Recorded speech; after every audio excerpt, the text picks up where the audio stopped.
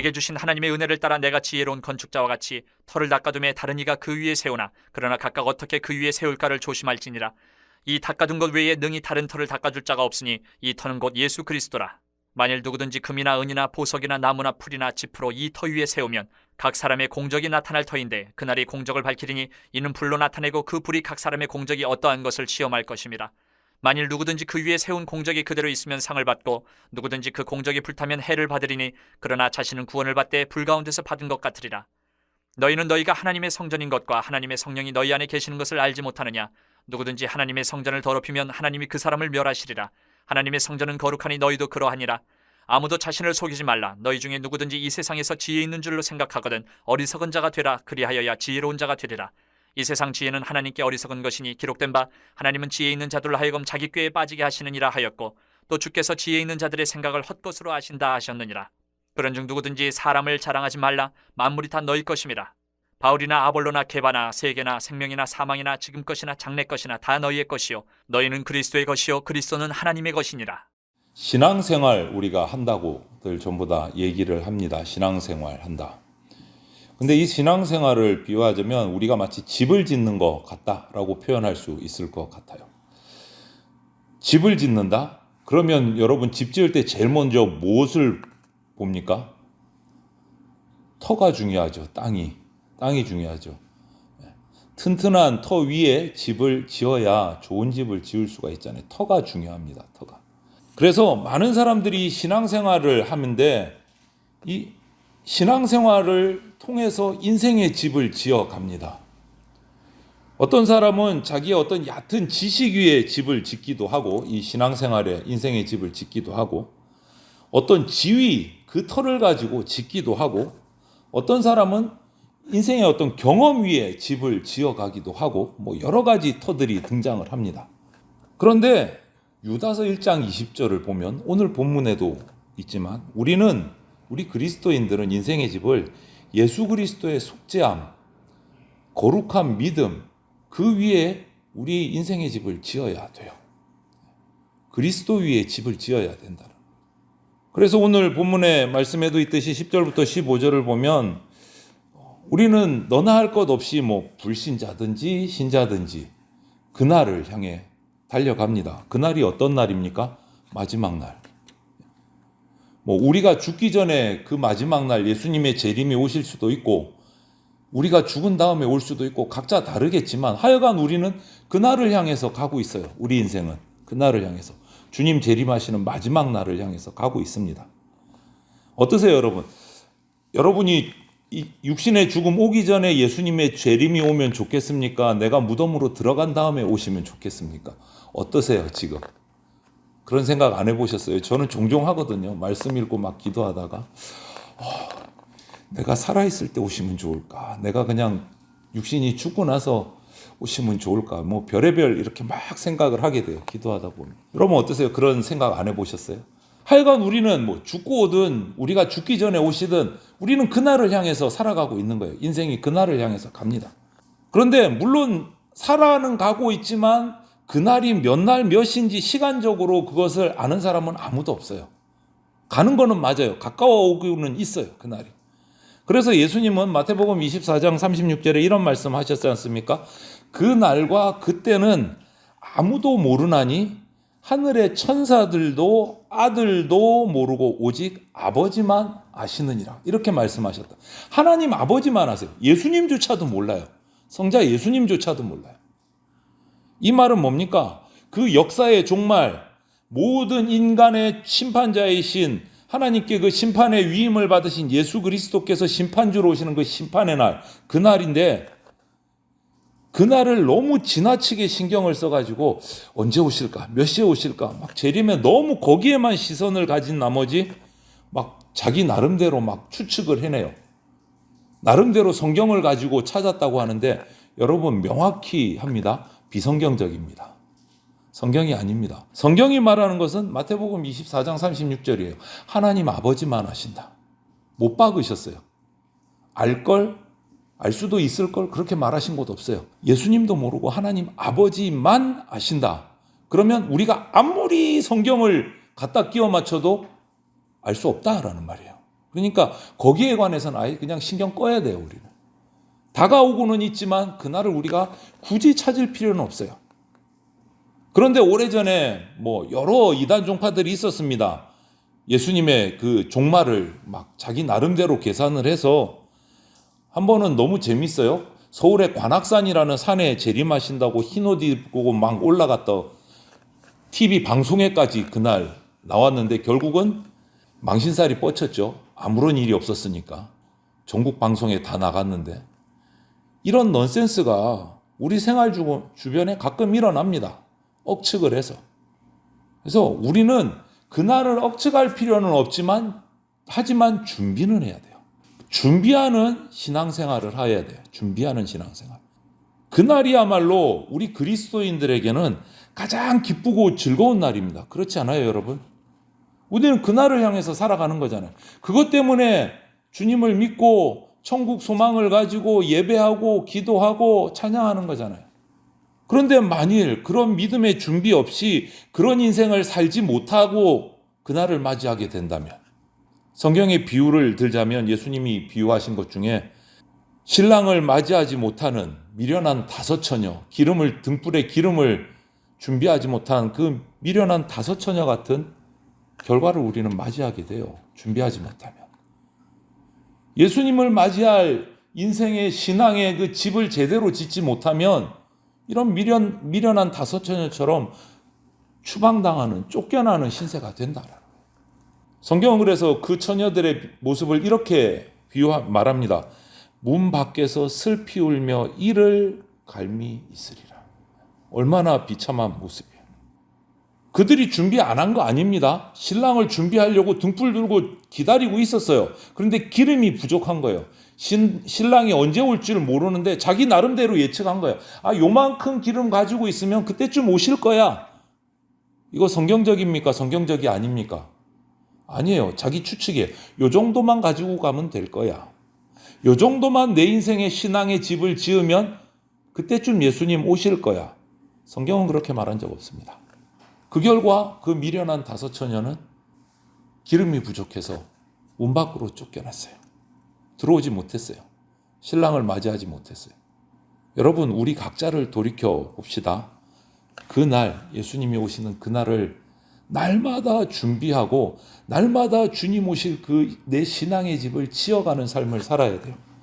그 집을 어디에 지어야 할까? 그러면 오늘 그 얘기를 하는 겁니다. 16절, 17절 보니까 우리 몸은 이제 우리 것이 아니고 하나님께서 친히 거하시는 하나님의 성전이다 라고 말씀하세요. 하나님의 성전이다. 하나님의 성전을 어디다 짓겠습니까? 어떤 터에 짓겠습니까? 여러분, 그냥 깊이 생각하지 않아도 답이 딱 나오는 거잖아요. 하나님의 성전인 내 몸을, 내 인생을 어디에다가 지어 올려야 되겠습니까? 세속에다가요? 죄악에다가요? 내 지식에다가요? 내 경험에다가요? 아니요.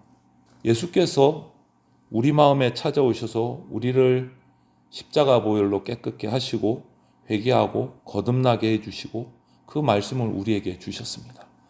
그 예수 그리스도의 터 위에 하나님의 성전이라고 하는 우리 몸을, 우리 인생을 지어가야 돼요. 하지만 우리가 지금은 세상에서 육신으로 거하고 육신으로 살아가고 있기 때문에 자칫 방심하면 범죄하게 돼요. 우리의 터가 흔들리는 거예요. 터가. 우리 몸과 마음이 더럽혀지기 쉬운 거예요.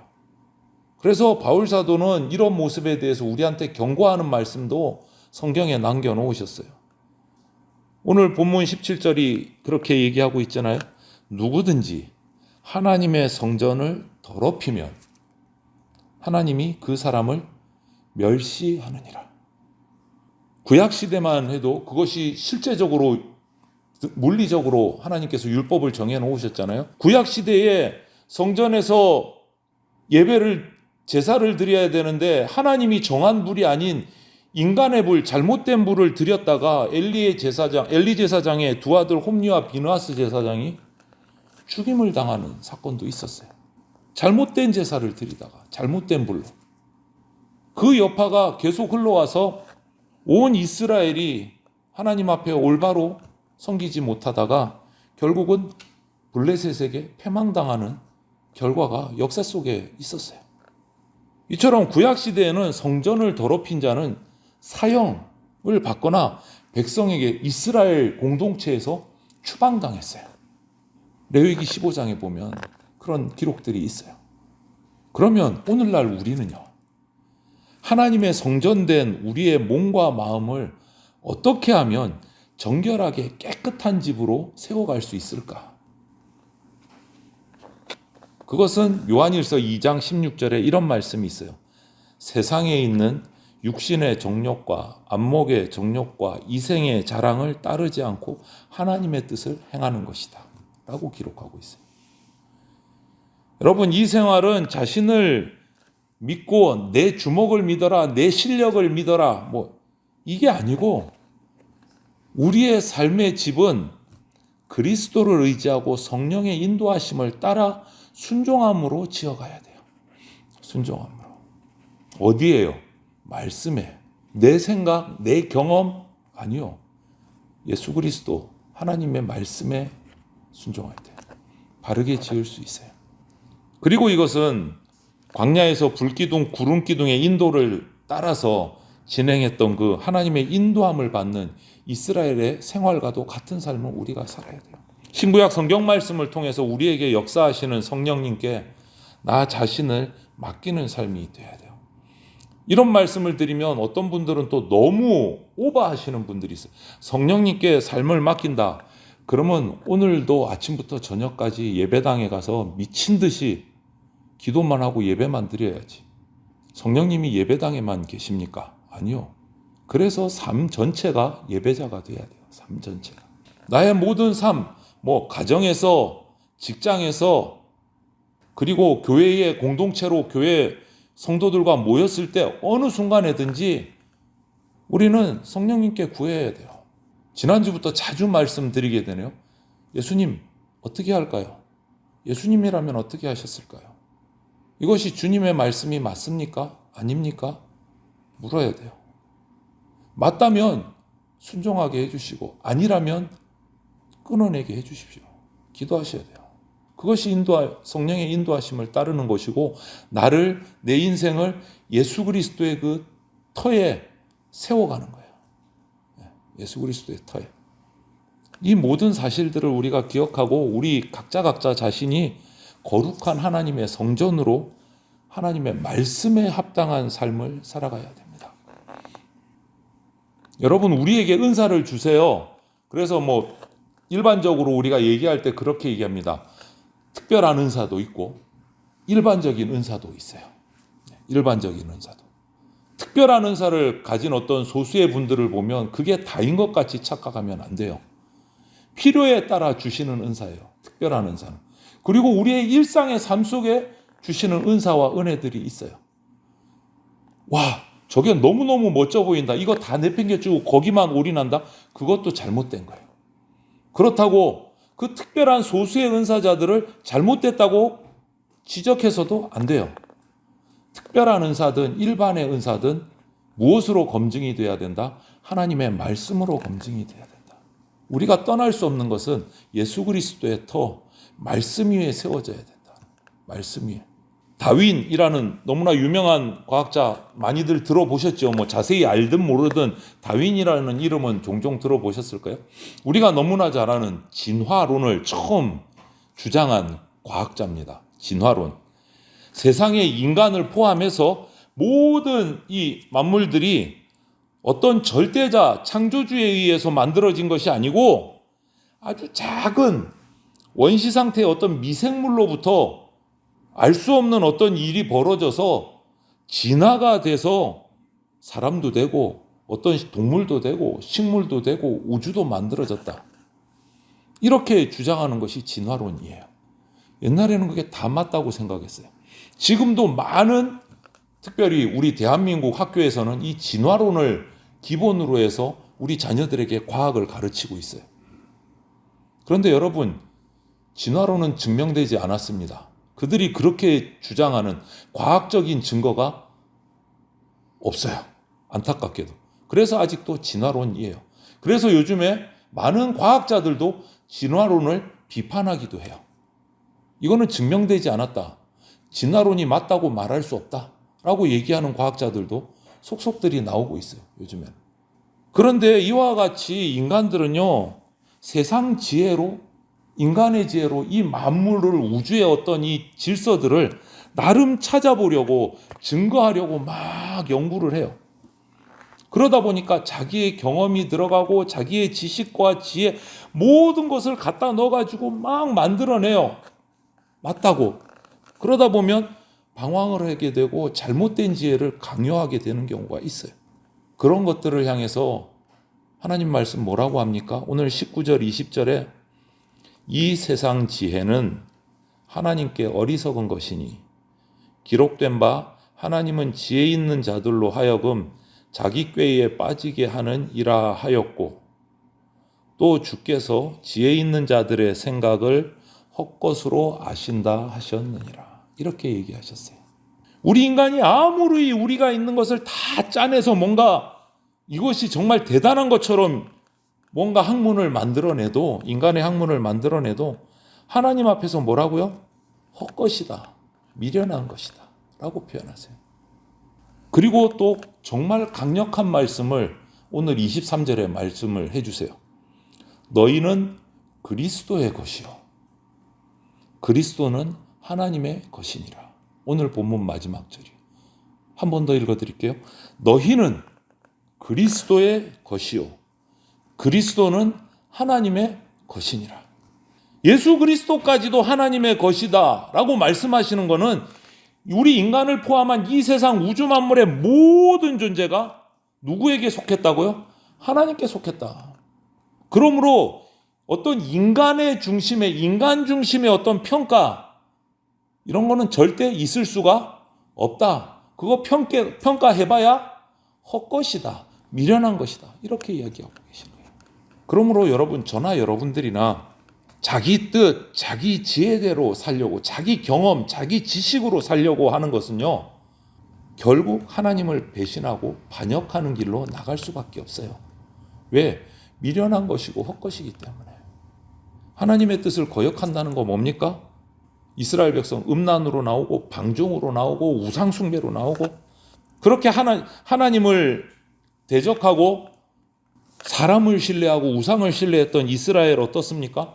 이스라엘 역사에서 결국 586년 이스라엘은 멸망당하고 맙니다. 우리 각 개인도 마찬가지고요. 그리고 현대에 와서도 이스라엘은 나라 없는 서름을 엄청 당했어요. 전 세계에 흩어져서 이스라엘에는 나라가 없어진 지가 얼마나 오래됐고 사실 이스라엘이라는 나라가 지금 다시 생긴 것도 얼마 안 됐어요. 따지고 보면, 역사로 따지고 보면. 나라가 멸망했다가. 여러분, 우리 개인도 마찬가지예요. 하나님의 뜻에 순종하지 않고 하나님의 말씀을 따라 살지 않으면 자기 위주의 삶을 살아가면 결국은 하나님께 버림받는 결과입니다.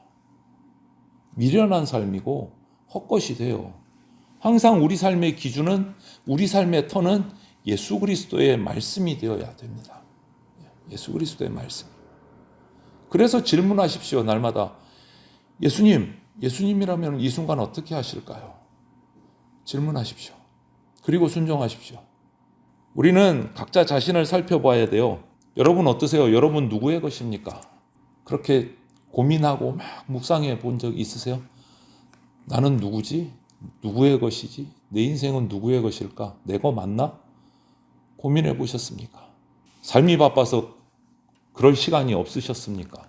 여러분, 신앙생활은 집을 짓는 것과 같다라고 시작하면서 말씀을 드렸습니다. 아무리 바빠도, 아무리 내 지금 일이 내 눈앞에 바빠도 내가 어디에 지어지고 있는지 확인하셔야 됩니다. 빨리 짓는 게 중요한 게 아닙니다.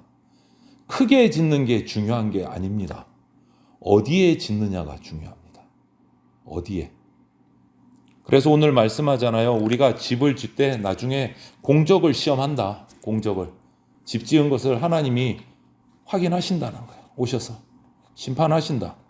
그때 이 불타지 않는 정궁과 같은 믿음으로 예수 그리스도의 터 위에 바르게 지어진 집은 그 공적을 인정받아서 상급을 받는다 말씀하시잖아요, 여러분. 정금과 같은 믿음으로 예수 그리스도의 터 위에 세워진 집이 그 공적을 인정받습니다. 상급을 받습니다. 그 터가 뭐라고요? 다시 한 번 더 기억하십시오. 그 터는 예수 그리스도의 속죄의 터, 예수 그리스도의 믿음의 터입니다. 빨리 짓는 거 중요하지 않습니다. 크게 짓는 거 중요하지 않습니다. 중요한 것은 무엇입니까? 어디에 짓느냐? 어디에 짓느냐? 하나님의 뜻에 순종하는 하나님의 성전인 우리가 그 성전의 모습으로 합당한 그러한 삶을 살아감으로 하나님께 속한 그 영광을 나타내는 인생의 집을 지어 가셔야 돼요. 이것이 오늘 저와 여러분이 이 하나님께서 주신 인생을 살아가는데 제일 중요한 사명입니다. 제일 중요한 사명. 내 인생의 집을 예수 그리스도의 터 위에 짓는 것. 그게 가장 중요한 사명이에요. 의리의리하게 화려하게 궁전을 짓는 게 우리 사명이 아니고 예수 그리스도의 그 속죄 보혈의 피 터 위에 짓는 게 중요해요. 그게 우리 사명이에요.